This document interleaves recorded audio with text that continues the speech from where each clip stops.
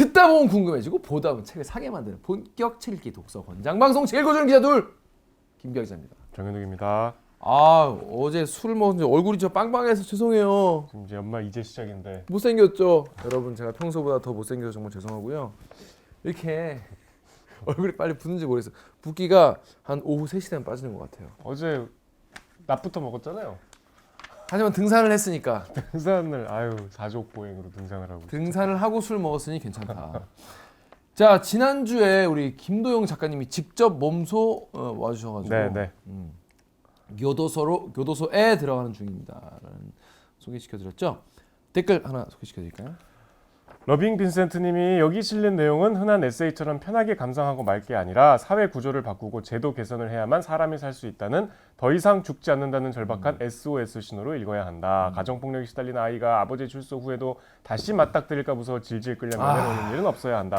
진짜 가벼운 범죄를 짓고 들어왔던 노숙인이 감옥이 살만하다고 더 무거운 죄를 지어 돌아가고 싶어지도록 방치해서도 안 된다. 그러니까. 보이지 않으면 없는 줄 안다. 하지만 높다란 교도소 벽 뒤에 가려진 저자가 억지로 웃는 표정을 만들어낸 채 소리 없이 비명을 지르며 죽어가는 게 보인다. 너무 끔찍한 책이다. 너무 잘 정리해 주시는 그런 댓글인 것 같아요. 네, 훌륭한 댓글입니다. 맞아요. 딱 이렇게 읽으시면 좋을 것 같습니다. 다음 댓글 제가 읽어볼게요. 나정님이 교도관의 직업적 애환이 드러나 있다. 이게 특정 직업군의 속사정을 다 다룬 대나무 숲 같은 책이지만 이문정 검사 책과는 다르네요. 여러 가지 의미로 이렇게 어렵고 힘든 일을 하는 분일수록 문제가 생겼을 때 조직에 보호받기보다는 징계받는 경우가 많다. 이런 거를 다시 한번 알 수 있었다. 그렇습니다. 그래서 인권 문제 논란되는 내용은 저자 입장과 상황이 그렇게 급하고 열악하기 때문이 아니겠나 이런 말씀을 해 주셨어요. 네. 그렇습니다. 하여튼 뭐 이 책이 또 2가 나온다고 하니까 조만간 나온다더라고요. 1월 중에 나온다니까 그때 다시 한번 보시는 걸로. 자, 이번 주에 다룰 책은 동급생이라는 책입니다. 여러분 뭐 다 읽으신 분들 많이 계실 것 같아요. 왜냐하면 전 이거 들고 한 1시간, 2시간 만에 홀 읽었어요. 짧고 재밌으니까. 짧고 재밌었어요. 그래서 이번 주의 책은 프레드 울만 작가의 동급생입니다. 이분 보니까 아주 옛날 분이더라고. 근데 번역된 책이 없어. 이거밖에 없어요. 난 그래서 이번 책이 이거밖에 없나 했는데. 그래서 좀 혹시 제가 모르는 책이 있으면 알려주세요. 이게 아무리 찾아도 저는 이거 읽고 작가가 다른 책 궁금해서 찾아봤는데 없더라고요. 아무리 찾아도 없으면 없겠지 뭐. 자, 프레드 울만의 동급생. 자, 이 책 왜 선정했는지부터 일단 설명을 좀 해주시죠, 짧게. 그냥 제가 좋아서요. 2017년에 제가 우연히 그냥 이 제목이 책 표지가 이뻐서 읽다가 재밌을 것 같아서 샀는데 너무 책이 막 충격적이고 재밌었거든요. 그래서 그때 막 주변 분들한테도 추천을 많이 했었는데 제가 이제 책 읽기 시작하면서 계속 기회를 엿보고 있었거든요. 김기아 기자한테 이걸 소개하고 싶어서. 김기아 기자가 이 책을 좋아할 것 같은데 언제 한번 할 수 있을까 하다가 이제 또 연말에 소설 다룰 만한 순서에서 한번 해야겠다 해서 이번에 에세이 다음에 이제 소설 우리가 보통 하잖아요. 그래서 추천을 드렸습니다. 그렇습니다. 어떤 내용인지 모르시는 분들 많이 계실 텐데 어떤 내용인지 정유혁 기자 1분 만에 설명을 드리겠습니다. 자, 준비됐나요? 네. 준비 시작. 배경은 이제 나치가 집권하기 직전 1932년 독일이고요. 주인공은 유대인 소년이에요.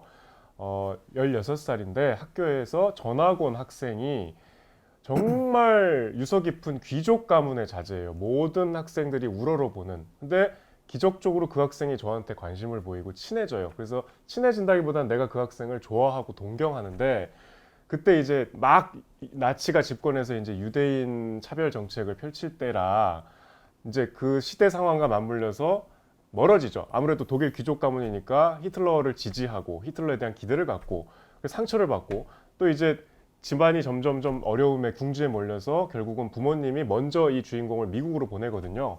그리고 부모님은 결국 자살하시고 미국에서 이제 독일에 대한 모든 상처를 잊고 살고 있는데 30년이 지나서 그 모교로부터 이제 학생들이 어떻게 됐나 인명 명부가 오죠. 이 엄청난 반전이 뒤에 있는데 그건 차차 말씀드리겠습니다.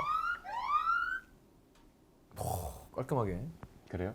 근데 이거 스포일러 알람을 좀 해줘야 얼러트를 해줘야 될 것 같아요. 이거 이제 지금부터 반전에 대해서 말씀을 드려야 그걸 빼놓고 이걸 얘기할 수가 없어. 얘기하지 말고 얘기를 해보죠. 빼놓고 얘기를 해보죠. 그러니까 이거는 쉽게 얘기하면 책의 맨 첫 문장을 설명하는 책이에요. 맨 첫 문장이 뭐지? 1932년 몇 월 며칠에 2월에 그는 내 삶으로 들어와서 다시는 떠나지 않았다. 도대체 이게 무슨 말인가? 근데 이게 사실상 이 소설의 어떤 실마리를 제공하는 문장이기도 하고 이 문장이 도대체 무슨 말인가를 설명하는데 맨 끝 문장으로 해명이 됩니다. 맨 끝 문장이 저는 역대 어느 소설보다 충격적인 반전이라고 생각해요. 저는 뭐 그 정도는 아니었지만 뭐 괜찮았어요. 저는 반전 있는 소설 뭐 있어요? 예? 식스센스 말고. 원전인 소설? 어. 아니 뭐 우주를 아니 수습했다. 그러니까 이게 너무 나는도 이게 책에 너무 막 반전 있다 막 써 있잖아. 나는 소설에서 막 충격과 감동의 마지막 한 문장 막 이러니까 뭐 대단한 게 있나 보다 막 혼자 막 엄청 상상하면서 오히려 내가 이걸 모르고 봤으면 이 책 겉 표지 이따위가 없었으면 그냥 이걸로 봤으면 마지막에 오우 쉣 이랬을 텐데 근데 김 기자는 이제 제가 추천을 했고 방송을 해야 되니까 그렇게 봤지만 저는 표지 보고 도대체 이게 뭘까 그치 궁금해서 사서 봤거든요. 그리고 저는 진짜로 충격과 감동의 한 문장이었어요. 그러니까 이게 저는 제가 좋아하는 소설이 이런 소설이야. 이게 뭐야? 시간 순으로 쭉 설명해주고 아, 등장인물 많지 않고 진입장벽이 높네요. 여러분 좋아요. 일단 등장인물 많으면 전 못 보거든 헷갈리고 그래서 근데 그럼 뭐 대하 소설 이런 거 싫어요? 안 봤어요 지금까지. 토지 이런 거 못 보겠네. 토지 안 봤어요. 토지는 이렇게 인물도를 그려가면서 봐야 되거든. 그걸 왜 봅니까 그런 걸? 저는 토지 평생 안 볼 것 같아요. 그래요? 조정래의 소설은 뭐 세 개 다 그 아리랑 한강 대백상 세 개 다 보긴 했는데 그것도 얘인가 이러면서 봤어. 등장인물 메인 등장인물 둘만 하면 돼요. 그렇죠. 엄마 아빠 원래 있으니까.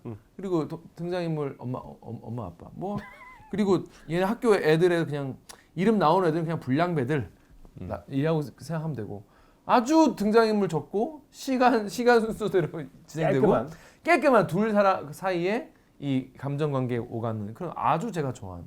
근데 오해하실 수도 있는데 이 약간 동성애 소설 아닙니다. 그거 아니에요. 남자끼리의 사랑 얘기 아니에요. 저도 이제 그런 걸까? 뭐 그런 걸까 생각하는데 반전이? 전혀 반전이 뭐 그런 걸까? 전혀 그런 거 아니고 아무튼 그래서 저는 이 책이 보면서 아주 재밌었습니다. 아주 재밌었고 표현이 기가 막히더만. 네, 아주 묘사가 훌륭하죠. 보면은 이 주인공이 막 뭐 실러 뭐 이런 시인을 되게 막 좋아하는 동경하는 그런 내용이 나오는데 그거에 못지않게 본인이 굉장히 그 표현을 굉장히 시적으로 풍광 묘사하는데 번역을 된 건데도 보고 있으면 되게 거기에 내가 가 있는 그런 느낌이 들고 굉장히 예쁘고 재밌는 소설이에요. 그래도 되게 난 재밌어서 홀로로로로 이렇게 다 읽었어.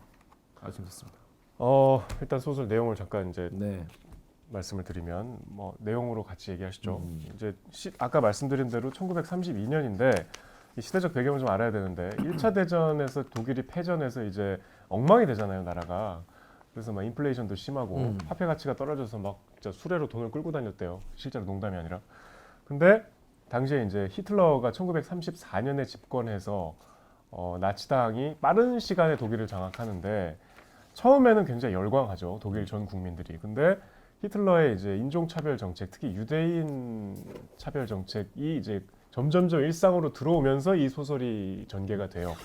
딱 그 시기를 다룬 어떤 콘텐츠는 제가 본 적이 없으니까 이게 사실 보통 사람들은 독일이 그냥 하루아침에 갑자기 나치가 된 것 같은 그런 느낌이잖아요. 근데 사실 독일도 이제 비교적 정상적인 국가였다가 나치 당이라는 게 생겨서 이제 히틀러가 이제 집권한. 근데 그게 점차 사람들에게 어떤 식으로 스며들었는지 그리고 그때 학교 다니는 애들은 그냥 유태인이랑 같이 수업을 듣다가 어떻게 조금씩 그런 것들이 이제 스며들었는지 어떻게 삶에 침투했는지 그 과정 같은 게 어떻게 독일 사회가 변했는지 그 내용이 있어가지고 그렇죠. 저는 되게 이렇게 됐구나라는 게 약간 지적으로도 되게 도움이 많이 됐습니다. 그러니까 1차 대전이 끝나고 이제 베르사유 조약이라는 게 독일한테 막대한 이제 배상금을 물리고 그쵸. 그다음에 이제 아예 군비 확장을 할 수 없게 했잖아요. 그래서 너무 보복적이다. 독일의 보복 심리를 자극한다는 우려가 당시에도 있었대요. 그러니까 어쨌든 히틀러의 성공 전략은 그렇게 나락으로 떨어진 독일 국민들의 자존심을 회복시키는 거였는데 그 회복의 방법이 인종적인 거였어요. 우리는 아리아족이다. 독일 민족은 세계에서 가장 우수하다. 심지어 그리스 문화도 사실은 우리 독일 아리안족이 그리스 땅에서 이제 퍼뜨린 문명이다. 세계 문명, 서양 문명의 근원이 우리 독일 사람이다. 로마 이후에 르네상스도 우리 독일 거다. 뭐 이런 식으로 아리아 민족의 우수성을 굉장히 강조하면서 배타적으로 다른 민족, 특히 당시에 이제 독일의 어떤 경제적인 패권을 쥐고 있던 유대인들을 적으로 삼아서 단지 어떤 차별 이게 아니라 실제로 이제 게토를 만들어서 막 한 군데로 몰아넣고 나중에 이제 수용소 가서 죽이죠. 학살을 막 대규모 학살해서 결국 홀로코스트로 600만 명이 죽잖아요. 근데 그 시작이에요. 아직 1차 대전이 일어나기 4년 전이에요. 2차 대전. 이제 2차 대전이 일어나기 38년에 일어나니까 사실 6년 전이죠. 그 이제 이 주인공은 유대인인데 아버지가 그냥 유대인이 아니고 훌륭한 독일 국민이고 맞아. 1차 대전 때 참전해서 훈장을 받은 그러니까 피만 유대인이지만 정말 뼛속까지 독일인이에요. 철십자 무공 훈장을 받았죠. 네, 독일 문화를 너무나 사랑하고 자랑스러워하고 아주 성실한 의사예요. 엘리트 집안이고 네, 어머님도 뭐 굉장히 존경받는 명망 귀족 집안은 아니지만 거의 뭐 명망가라고 할 수 있는 부유한 집안 자제인데 단지 이제 유대인인 거죠. 근데 그때까지는 유대인인 게 아무 불편이 없었어요. 왜냐하면 내가 유대인일 뿐이지 뭐 독일 사람이니까 독일 국민이니까. 그때 이제 엄청난 스타가 전학을 오는데 콘라딘이라는 호헨펠트 가문에 그러니까 뭐 실제로 실존한 가문입니까? 호헨펠트 가문? 그렇대요. 어. 네. 어마어마한 귀족인가 봐요.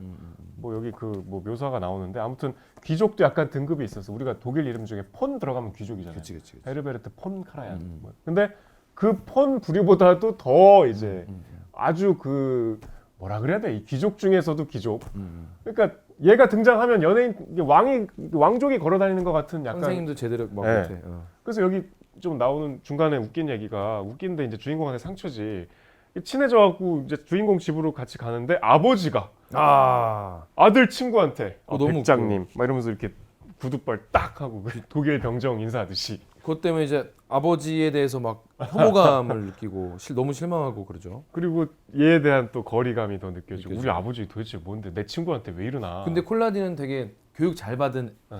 아주 또 예의 바른 괜찮은 귀족이기 때문에 친구예요. 아주 괜찮은 친구야. 네. 그래가지고 이제 유대인 친구가 아빠가 저렇게 추하게 막 자기한테 과하게 예의를 갖춘 거를 불편하게 느끼지 않게 또 배려를 또 해주는 근데 속 깊은 그런 친구예요. 네. 우리 콘라딘 친구는 아주 착한 친구입니다. 그리고 되게 경우가 바르고 과하게 또 나서지도 않고 그런데 얘네 집에 자꾸 놀러 와. 근데 한 3-4번 놀러 왔는데 우리도 그러잖아요. 내가 친구 집에 친구가 우리 집에 한 3-4번 놀러 왔으면 얘는 왜 나를 자기 집에 초대 안 하지? 귀족인데. 근데 예를 들어서 친구 집이 뭐 굉장히 가난해가지고 뭐 그런 거라면 내가 이해를 해. 근데 집이 되게 잘 사는 그 귀족이 어마어마한 귀족. 근데 나를 왜 안 부르지? 막 이러고 있는 찰나에 얘가 하루는 초대를 하죠. 근데 그 집을 가는 것 자체가 자랑거리고. 그렇죠. 그러니까 이 그 콘라딘이 전학 와서 정말 그 반에 이제 잘 나간다 하는 명망가 집 자제들이 너도 나도 경쟁을 해요. 얘랑 친해지려고. 근데 다 이제 쌩까고 약간 이제 범접할 수 없는 존재인데 나한테 먼저 와서 말을 걸고 같이 하교를 하고 같이 앉고 너무 이제 나는 황송한 거야. 일단 친구 관계가 아니에요. 막 너무 존경하고 닮고 싶고 너무 얘한테 친해지고 싶고 그러다가 이제 우리 집에 오니까 좀 더 가까워지고 해서 내가 이제 이 집을 초대를 받아야 될 시점이 된 거지. 근데 이제 하루 얘가 이제 안 해주려나 보다 이러고 있는데 갑자기 어느 날 이제 들어와. 그래서 그 어마어마한 큰 대문을 쫙 열고 싹 가죠. 갔더니 와 역시나 자기가 이제 뭐 코린토스의 동전 이런 것들을 모으고 수집하는 취미가 있었는데 걔네 집에 가니까 그뿐이 아니라 막 보물이 막 있는 집이 거야. 박물관이야? 집이 박물관이었어. 그거 보면서 막 야 눈이 팽팽 돌아갔는데 보통 이제 친구 집에 놀러 가면 친구 어머니나 아버지가 뭐 음식을 해주시거나 뭐 사과를 깎아서 오시거나 또 토끼 모양으로 이쁘게 깎아서 오시거나 보통 그러잖아요. 맛있는 거 주죠. 맛있는 거 주시죠. 쿠키를 주시거나. 덕담도 하고. 근데 갈 때마다 없는 거야 부모님이. 빈집만 불러 이 자식이. 그래서 한 2번일 때는 그냥 그런갑다 했는데 한 3번 가는데 매번 이제 그래서 얘가 약간 애들도 눈치가 빨라가지고 감을 딱 잡죠. 열이죠 또. 얘네 부모님이 날 안 보고 싶어 하는구나. 아마도 내가 유태인이어서가 아닐까라고 속으로만 조용히 생각해요. 근데 이제 정말 쐐기를 박는 사건이 일어나는데 그 음악 좋아하시는 분들은 누구나 아실 만한 이제 독일의 전설적인 지휘자가 있어요. 나는 이게 보면서 이때 생존 그렇지 스타지. 싫어하구나. 왜냐면 그 지휘자가 지금 돌아가신 지가 꽤 됐잖아요. 이제 50년대 돌아가셨으니까. 그러니까. 근데 이때는 이제 라이브로 네. 실황인 거지, 실황. 위렐름 프루트뱅글러가 베를린 필을 이제 이끌고 여기 이제 배경이 되는 게 지금의 슈투트가르트 것 같아요. 그럼 그 프루트뱅글러는 독일 분이고 예, 완전 독일 저 음악의 상징 같은 사람. 실례지만 그분은 나치에 뭐 협조했나요? 나치에 협조해서 직사격 먹고 아, 지금도 진짜? 논쟁의 아, 진짜? 대상입니다.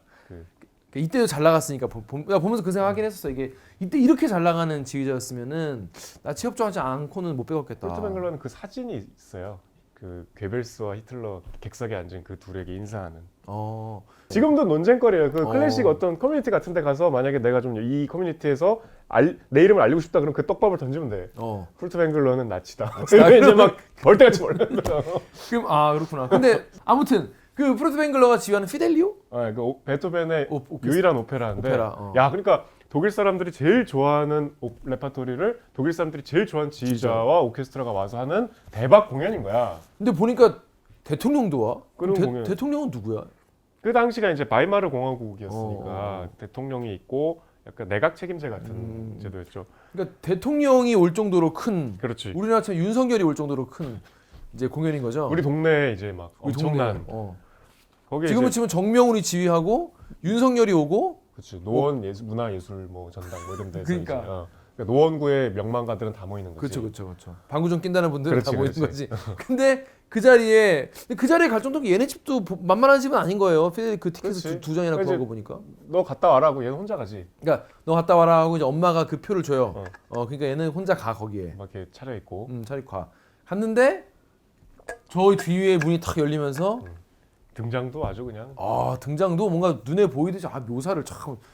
이분 소설 좀 치던데 묘사가 굉장히 그 기품 있고 고급진 이 그 콘레드 맞나? 콘레드는 우리 호텔이고. 콘라드 맞아요. 그거 콘레드 맞나?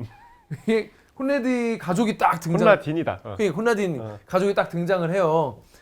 보면 이제 굉장히 우아하게 딱 인사하면서 거의 대통령보다도 VIP. VIP로 나와. 딱 인사하면서 오는데 얘는 이제 거기에 있는 거긴 하지만 거기서 또 열등감을 느끼면서 처음에는 기화야 이러고 싶었을 거 아니야. 알고 싶어 아는 척하고 싶은데 얘가 아는 척을 나는 하나 안 하나 그것도 약간 근데 등장할 때 너무 압도적이어가지고 감히 아는 척을 못하고 저 새끼가 분명히 나랑 눈이 마주쳤는데. 눈이 맞췄는데 일단 지나가 뭐 그럴 수 있어. 근데 이제 나를 아는 척 해줄까 안 해줄까 이제 복도에서 기다려. 근데 그 중간 쉬는 시간에 구차하다 얘도. 쉬는 시간 이거 구차해. 나 같으면 그냥 다음날 야 너 왜 이 새끼야. 왔더만 못 봤어? 못 봤어. 못 봤구나. 야, 창피해. 못 봤구나. 못 봤구나. 이럴 텐데 복도에서 또 아는 척 해주길 기다려 이렇게. 너무 흠모한 거지. 그러니까 흠모해서. 근데 뭐 끝내 그냥 거의 투명인간 취급하고 아는 척. 그 공연이 그냥 끝나버리죠. 그러니까 이제 거의 쐐기를 박은 거야. 쟤는 내가 부끄럽구나. 그래가지고 얘가 다음 날인가 이제 코나딘이랑 그래서 이제 너 왜 그랬어? 너 왜 나 아는 척 안 했어? 너 어제 왜 그랬어? 얘기를 하는데 코나딘이 대놓고 얘기를 하더만. 얘도 되게 솔직하고 괜찮은 애야. 자 이제 알려주마 이 자식아. 어른스러운 애예요. 근데 이제 그 이유가 너무 상처잖아. 엄마가 너랑 놀지 말래. 우리 엄마는 유대인 혐오해. 너무 싫어해. 아빠는 괜찮은데 엄마가 너무 싫어해. 그 얘기를 우리 엄마가 얼마나 싫어하냐면 우리 엄마가 아파서 우리 엄마를 고칠 수 있는 사람이 니네 아버지뿐이라고 해도 아버지가 의사니까 그래도 우리 엄마 네 아버지한테 치료 안 받을까? 왜? 니네 아버지는 유대인이니까. 근데 그 정도로 싫어하나? 근데 그걸 또 기억 없이 얘기하는 놈도 나쁜 놈이야. 맞아요. 그 한번 나를 봤나 안 봤나 막 확인하고 싶어서 문과를 서성이던 친구한테 그러니까. 이런 마상을. 근데 뭐 이제 얘 입장에서는 이거는 뭐 너가 싫은 게 아니다. 그리고 정당한 이제 이유를 설명한 거였는데 사실은 상처는 상처죠. 정당한 이유가 될 수 없죠. 네, 아무튼 근데 코나딘 입장에서는 되게 솔직하게 되게 속 깊은 좋은 친구였던 것 같아요. 좋은 친구라고? 좋은 친구지 뭐. 알고 뭐 어떻게 거기서 숨기면 더 이상하지. 근데 이제 이런 상황에서 아까 말씀드린 이제 나치의 어떤 유대인 혐오 정책이 이제 일상으로 들어오기 시작해요. 그래서 친구가 싸우는데 친구가 이래. 야, 너 팔레스타인으로 돌아가. 이래. 그러니까 어린애들부터 이제 막 물들기 시작하는 거야. 그 충격은 뭐냐면 그 선생님이 하루 들어와서 제군들 아까 설명했던 것 같이 아리안이 이래서 위대하고 게르만이 이래서 위대하고 막 그런 얘기를 해. 뭐 모든 문명은 다 아리안이다. 그러니까 애들이 처음에는 야 그럼 중국은 뭐냐? 야 인카는 뭐냐? 막 이러다가도 저 말이 맞냐? 뭔가 이러다가도 분위기가 이게 이쪽으로 가는구나. 그리고 지금 검은 세력들이 지금 우리를 지금 덮치려고 한다. 근데 그게 이제 애들은 다 알죠. 이게 유태인이라는 걸. 그래가지고 애들이 야 너 팔레스타인으로 꺼져. 팔레스타인으로 돌아가. 막 꺼져. 꺼져. 막 그랬거든. 그랬는데 선생님한테 너 왜 그때 애랑 싸워. 아까 제가 얘기한 그 말 실언으로 이제 치고받고 싸우죠. 당연히 싸우지. 볼라화랑 싸웠어. 그 선생님이 왜 볼라화에게 덤볐냐라고 하니까 저 애가 나를 모욕했어요라고 내가 너무 화가 나가지고 뭐라고 모욕했는데 했더니 저보고 팔레스타인으로 돌아가라고 했어요라고 하니까 선생님이 알겠다 시급 웃으면서 하지만 그건 모욕이 아니야 슈베르트. 그건 옳고 우정 어린 충고야. 너무 얄밉게 읽는다. 라고 얘기를 해 선생님이. 모욕이 아니야. 모욕이 아니야 슈베르트. 그거는 옳은 얘기고 우정 어린 충고야. 자 자리에 앉도록. 아니 지금 내 존재를 무시당했는데 아니 선생이 맞는 말 했네 이런 거 아니야. 이런 식으로 그때 독일이 굴러가고 있었던 거죠. 그 다음부터는 완전히 얘는 이제 왕따가 된 거죠. 완전히 왕따. 그 다음부터는 소설 전개가 빨라져요. 왜냐면 그 앞에는 감정선이 왔다 갔다 하다가 그 다음부터 이제 완전 이제 나치 세상이 되는 거지. 그러니까 이제 더 이상 유대인이 살 수 없게 되는 거야. 이게 그 뒤에 전개를 뭐 역사를 공부하시는 분들 아시겠지만 이제 유대인들을 나중에는 이렇게 완장을 채우거든요. 나라에서. 그리고 나중에는 게토라고 한 군데로 몰아요. 그리고 막 이제 유대인 뭐 출입 금지 이런 상점들 막 그런 데가 생기고. 안내 일기. 근데 이게 조금 더 뒤에 이제 전쟁 국면인데 아무튼 그러다가 이제 유대인이면 다 수용소로 끌고 가고 수용소에서 결국 다 죽죠.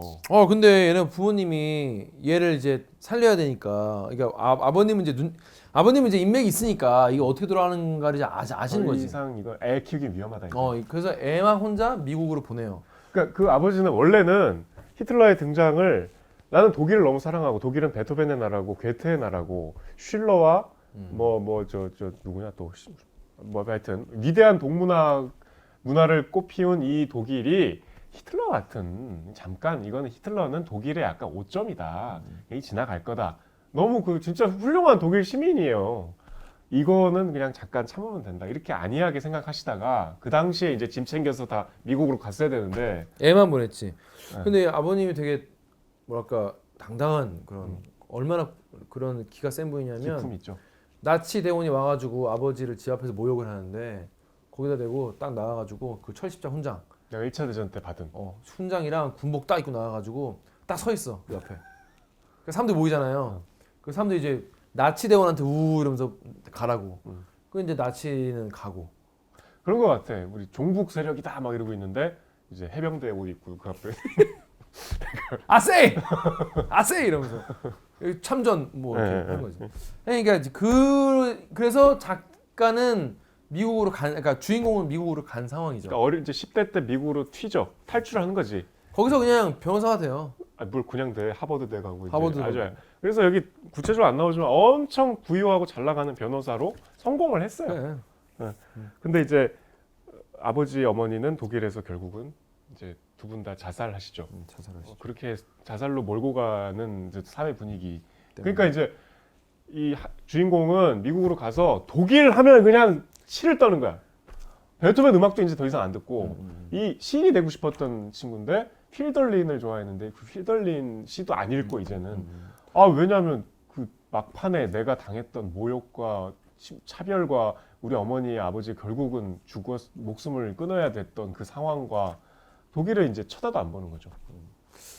그랬는데 이제 학교에서 이제 이번 2차 대전이 끝난 거죠. 이제 그 30년 뒤에 한참 뒤에 네, 그러니까 한참 뒤에 70년쯤에 그 학교 그 대목이 재밌었어. 그러니까 그 전황을 누가 전해줘요 중간에. 그렇지. 독일 어떻게 됐냐 물어보니까 지금 네가 살던 도시 막 폭격 맞아가 좀 작살났다. 그랬더니 그러면 그 콘라딘 그 호헨펠트 귀족. 그 귀족의 그 성은 어떻게 됐냐? 그러니까 돌무더기가 됐다라고 하니까 존나 웃어. 뭔가 난 그 웃는 게 뭐 아 잠깐만 중요한 얘기 빼먹었다. 빼먹었지 우리? 그 미국으로 가기 전에 이제 한스가 이제 진짜 한스 아니지 콘라딘이 이제 히틀러를 만나고 오잖아요. 맞아. 그 집안은 이제 독일의 아주 명망 있는 귀족이니까 히틀러를 따로 면담을 했나 봐. 근데 자기 친구한테 이제 한스가 이제 미국으로 떠날 때 미국으로 떠나기 전에 친구들이 온갖 모욕적인 막 편지를 그러니까 굿바이 편지인데 뭐 나쁜 새끼들이야. 빨리 꺼져라 유대인 뭐 이렇게 오는데 팔레스타인을 꺼져라. 이제 정말 친했던 얘 주인공을 진심으로 좋아했나 봐 콘라딘은. 맞아. 근데 장문의 편지를 보내는데 히틀러 괜찮다. 근데 그 말이 난 좀 와닿았던 게 우리는 스탈린이냐 히틀러냐를 선택해야 되는 상황이다. 뭐 그런 얘기를 해요. 근데 그런 예를 들어 나한테 똥이냐 설사냐, 똥맛 카레를 먹을 거냐, 카레맛 똥을 먹을 거냐, 스탈린을 찍어야 되냐, 히틀러를 찍어야 되냐. 그럼 나 같으면은 나한테도 그래도 우리나라 사람이니까 히틀러를 찍지 않았을까 이런 생각 들고 물론 둘 다 안 찍으면 좋겠지만. 그러니까 이제 그 당시 정치 상황이 그럴 수밖에 없는 상황이었다면 제가 뭐 정확히 알 수는 없으니까. 뭐 사람들이 독일 국민들이 히틀러 선택한 거죠. 그런 상황에서. 그러니까 당시에 유럽은 소련 공포가 심했대요. 왜냐하면 이제 막시즘이 먹힌다. 볼셰비즘이 이제 유럽 전체를 뒤엎을 거다. 거기에 대한 공포가 이제 특히 유럽의 지주 엘리트 계급에 있었는데 히틀러는 아까 말씀드린 대로 이제 독일의 어떤 선민 의식을 자극해서 열광적인 지지를 받았어요. 히틀러는 선거로 당선됐거든요 처음에. 그리고 히틀러는 자기가 들어봐니까 이제 만나봤더니 굉장히 통찰력 있는 예언자고. 천자 같다는 거 아니야? 이 사람을 우리가 믿을 수 있다. 이 사람 괜찮다. 괜찮다. 유대인 이거 곧 이거 없어질 거다. 그러니까 네가 미국으로 지금은 가지만 나 너무 나중에. 가슴이 아프지만 곧 돌아올 수 있을 거야. 그리고 독일에 남아 계신 너희 어머님 아버님도 괜찮으실 거야. 아주 괜찮으실 거야. 잘 사실 수 있을 거야. 이거 지금만 좀 견디면 돼. 우리의 이별은 이게 끝이 아니야. 너무 나도 너랑 헤어지는 게 싫지만 중딩이 참 그런 속 깊은. 조금만 참아. 히틀러가 곧 다 해결해 주실 거야. 그러니까 이 떠나는 입장에서는 이 개새끼 도저히 얘는 진짜 이게 이제 타협할 수 없는 벌어진 거잖아요.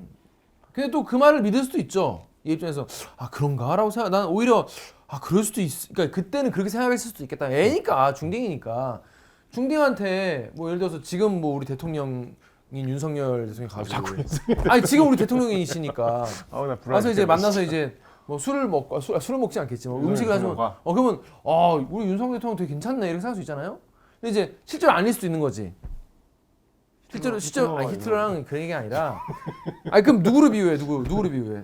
아니 김건희 여사랑 예를 들어서 만났다. 나 미친. 근데 만나서 실제 만나보면 또 되게 뭐 똑똑하신 사이렌 것 같은 거 같다. 올려야 되는 거 아니야? 그런데 하지만 실제로 그런 사람이 아닌 걸 수 있지. 그러니까 중딩 눈에는 그렇죠. 잘해주면 되게 똑똑해 보이고 조금만 더 훌륭해도 되게 훌륭해 볼 수 있다는 얘기예요.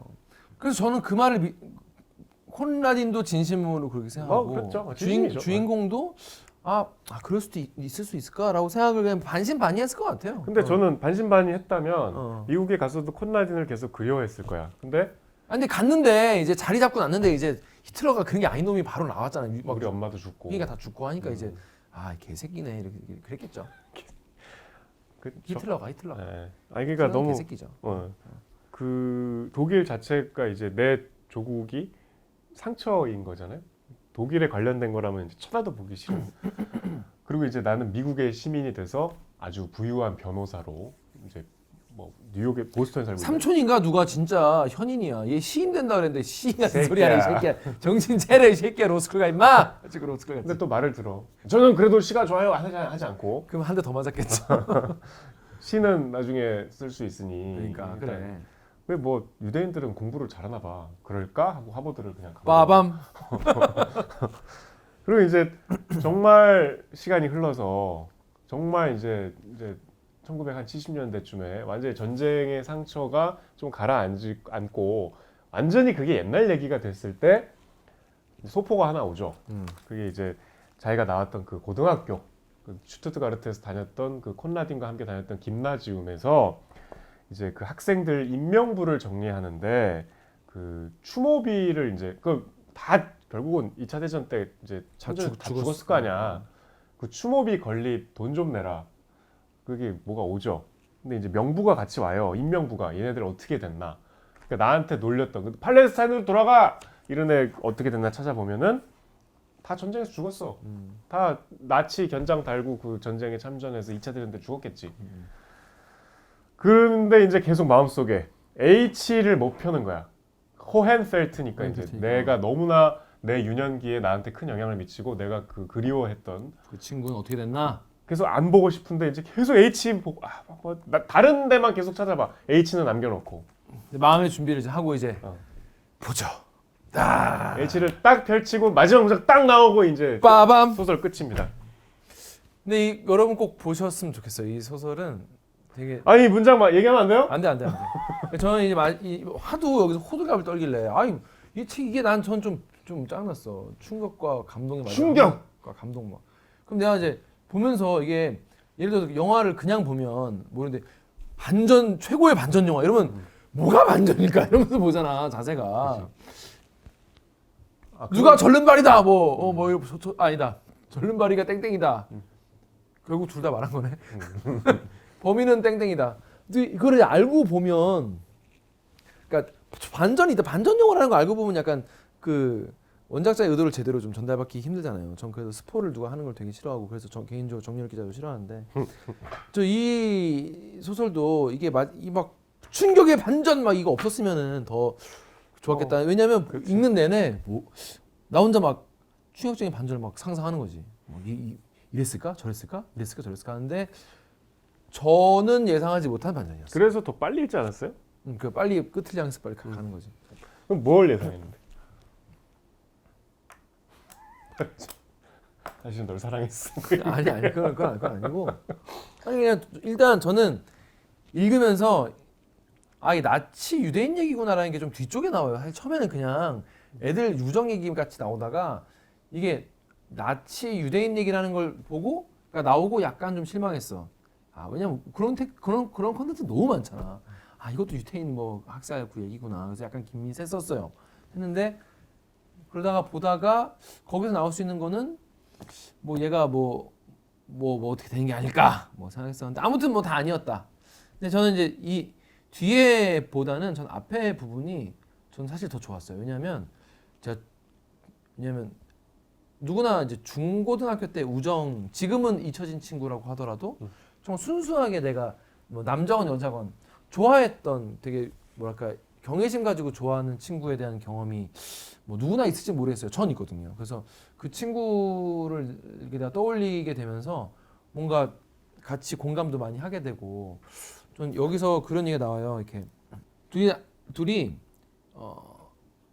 어떤 죽음을 맞이하고 이제 종교에 대한 회의. 그러니까 콘라디는 굉장히 독실한 이제 크리스찬이고 이제 얘는 이제 유대인이긴 하지만 약간 좀 나이론인 것 같아. 신에 대한 존재에 대해서 회의적인데 그래서 삶을 어떻게 살아야 할까. 그러니까 그 친구가 계속 그런 얘기 하는 거지. 만나가지고 어떻게 해야 가치 있는 삶을 살 것인가. 무슨 목적을 위해서? 우리 자신의 이익을 위해? 아니면 인류의 이익을 위해? 어떻게 해야 이렇게 이 잘 안 되는 일을 우린 잘할 수 있을까? 이런 얘기를 매일같이 계속 논의를 한 거예요. 그래서 하늘을 보면서 밤 하늘을 보면서 얘기를 한 거죠. 하늘에 수백만 광년 밖에 있는 별을 보는데 저는 이제 그런 경험이 있거든요. 친구랑 중학교 때, 뭐 고등학교 때 독서실 공부를 하고 이제 그 친구의 집은 여기 이쪽이고 우리 집은 이쪽이에요. 가운데에서 이렇게 밤하늘 별을 보면서 어떻게 사는 게 막 옳게 사는 길일까? 우리 어떻게 살아야 되나? 그런 얘기 엄청 많이 했었어. 그리고 막 그런 얘기 그때는 했다고? 그런 얘기 엄청 깊이 있게 중학교 때? 고딩 때 했고 그리고 막 그때는 또 노스트라다무스가 이제 나라가 이 세계가 망하기 곧 멸망이다. 우리가 지금 시즌 2잖아요. 그때가 진짜 한번 망했다고 봐야 돼. 99년에 지금. 노스트라다무스의 예언 때문에 이제 곧 우리의 명화 망할 건데 우리가 어떻게 살아야 되냐고 그때까지 공부한 게 의미가 있냐 막 그런 되게 굉장히 깊이 있는 철학적인 얘기를 깊이 있다고요? 깊이 있게 그 당시에는 굉장히 깊이 어떻게 하면 공부 안 할까 이거 아니야? 어차피 망할 텐데. 그런 왜냐면 정말 그때 생각해보면 되게 조숙했던 것 같아요. 그런 이야기들 막 철학자 막 책에서 나온 철학자, 교과서 나온 철학자 얘기 누가 맞냐 막 이런 얘기 하고 그랬던 그때 과거가 떠올라가지고 저는 되게 그때 생각이 많이 나서 그리고 제가 그 친구 개인적으로 그 친구도 전학 온 친구야. 미국에서 전학을 왔어. 미국에서 갑자기 강동중학교로 전학을 온 거예요. 미국에서 너무 신기하잖아. 가세가 기울었어요? 아니요. 걔네 아버지가 이제 외교관이어가지고 외교 그 뭐 군인이었어. 그래가지고 워싱턴에 있다가 딱 온 거지. 모든 이 미국의 문물, 우리는 전혀 모르는 그런 문물을 가지고 왔죠. 읽으면서 이 구성을 베껴서 똑같이 내가 이걸 써도 되겠다 그런 생각이 들 정도로 너무 내가 똑같은 저도 그 친구를 되게 경외했거든요. 그 친구 지금 뭐예요? 표잖아. 아 그분이요. 아 이렇게 지인이 있다가 돌고 돌아. 다 걔야 그냥.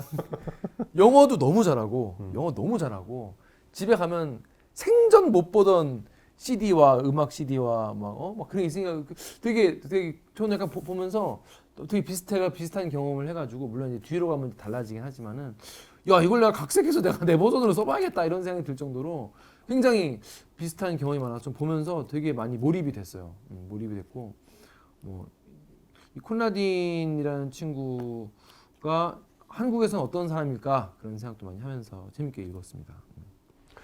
전 좀 뭐 딴 얘기일 수 있는데 이 책을 왜 좋아하냐면 우리가 사람을 판단할 때 그러니까 저는 이제 막 힘든 일을 겪으면서 사람들이 어떻게 변하는지를 본의 아니게 목격을 해서 나한테 되게 친절했던 선배들이 정치적으로 예민한 국면에서 도망가거나 나를 모르는 척하거나 외면하고 이런 거를 몇 번 겪다 보니까 그 사람이 중요한 국면에서 어떤 선택을 하는가가 그 사람을 제일 그렇죠. 잘 보여주는 것 같아요. 그렇죠, 예를 들면 그렇죠, 여기 그렇죠, 아까 나왔던 프루트 뱅글러라는 지휘자도 진짜 뭐 지금은 뭐 음악에 관심 있는 분이나 알지만 정말 지휘계의 신이었거든요.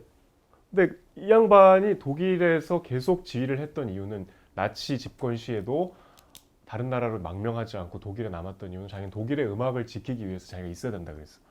그러면서 나치에 적극 협력해요. 근데 나중에 이제 뭐 그를 옹호하는 사람들은 어쩔 수 없이 협력하면서 유대인 음악가들을 보호했다 뭐 이런 얘기도 하는데 그냥 다른 걸 다 떠나서 베토벤의 그 인류애를 노래한 합창 교향곡을 히틀러 앞에서 연주한다는 거는 배신이야 배반. 배반. 근데 배신. 이제 또 더 재밌는 거는 그 베토벤 합창 교향곡의 피날레를 이 프루트뱅글러가 지금 음반이 있는데 상상할 수 없이 빨리 막 휘몰아쳐요.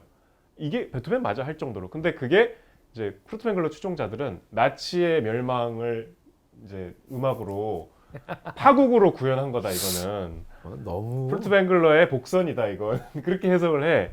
근데 저는 그렇게 생각하고 싶으면 아니라고 봐. 그렇지 않은 선택을 한 음악가들이 있거든. 저항을 하거나 아니면 망명을 해서 나치를 비판하고 파시스트들을 막 공개적으로 비판했던 음악가들이 있었거든요. 프루트뱅글러와 동시대에 지금 많이 아실 리하르트 슈트라우스라는 독일의 음악가가 있어요. 슈트라우스. 요한 슈트라우스 말고 리하르트 그래요? 슈트라우스인데 사실 음악계에서 요한 슈트라우스보다 더 유명하고 더 존재감 있는 음악 들으면 몇 개 알아요. 바로 들으면 자라투스트라는 이렇게 말했다 이런 음악 들으면 알 거예요. 책 아닌가요? 책을 음악으로 만든 거예요. 네. 니체 책을. 그 양반이 굉장히 독일 관현 교양 그 위대한 독일 관현악의 아버지 같은 사람인데 20세기에 그 양반이 제국 음악원 총재를 하거든요. 그 히틀러 시대. 그리고 슈테판 츠바이크라는 유대인 작가가 이제 오페라 작가로 굉장히 훌륭한 분이라 둘이 같이 일을 많이 하는데 유대인 작가랑 일을 하는 걸 이제 공격을 당하니까 막 히틀러한테 편지도 써. 총통님 이건 그게 아니고요. 막 그래서 그 음악이 굉장히 위대하고 아름답지만 그 사람의 그 선택으로 인해서 굉장히 초라해지죠. 그러니까 아무리 평소에 여러 가지 뛰어난 면모가 있거나 나와의 관계가 어떻거나 이거도 중요하지만 친절하고 뭐 사람들 간의 사이가 굉장히 원활하고 원만하고 그것보다도 정말 중요한 국면이 닥쳤을 때 그 사람이 어떤 선택을 하느냐가 굉장히 더 그 사람의 캐릭터를 솔직하게 보여주는 거라고 저는 생각을 하는데 당연하죠. 이게 지금 제가 이 말을 못해서 답답한데 이 마지막 문장이 그거를 굉장히 아름답게 드러내줬다고 생각해요. 보면서 마지막 문장을 읽고 나도 모르게 야 너 이거 어떻게 된 거야? 약간 그런 이게 어떻게 된 거야 너? 야 어떻게 된 거야? 이렇게 그 콘라딘에게 물어보고 싶었지만 작가가 이미 사망했기 때문에 DLC는 나오지 않는다. 아니 그 책을 덮고 정말 참 감정적인 충격이 컸어요. 저도 되게 컸어요. 왜냐하면 내가 상상한 게 하나도 안 맞았고. 궁금하시죠?